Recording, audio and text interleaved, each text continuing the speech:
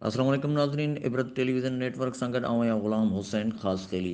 अवां ताईं ख़बर पहुचाए रहिया आहियूं त PFU जी पारां शहीद सहाफ़ी जान मोहम्मद महर जा क़ातिल गिरफ़्तार न थियण ख़िलाफ़ 20 नवंबर ते कराचीअ में प्रेस क्लब खां रैली कढी CM हाउस आॾो धरणे हणण जे सिलसिले में जोड़ियल सिंध एक्शन कमेटी जो इजलास कराची प्रेस क्लब में कमेटी के सरबराह मज़हर अब्बास की सदारत में थियो। इजलास में शहीद जान मोहम्मद महर जा असुल कातिल गिरफ़्तार न थियण ते सख़्त ॻणतीअ जो इज़हार कंदे 20 नवंबर ते कराची में धरणे जो ऐलान कयो वियो आहे।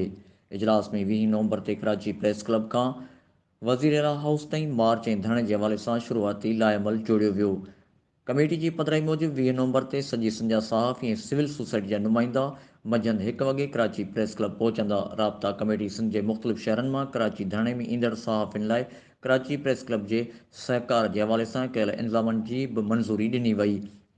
इजलास में मेंबर FACPF जे ख़ालिद खोखर, जावेद असगर चौधरी, सदर हैदराबाद प्रेस क्लब लाला रहमान समूह, सदर कराची प्रेस क्लब सईद सरबाजी, सदर Hyderabad union of journalist Iqbal Malla, KU J general secretary Liaquat Rana, bureau chief KTN Waheed Rajpar, CPN जो नायब सदर आमिर महमूद शामिल हुआ।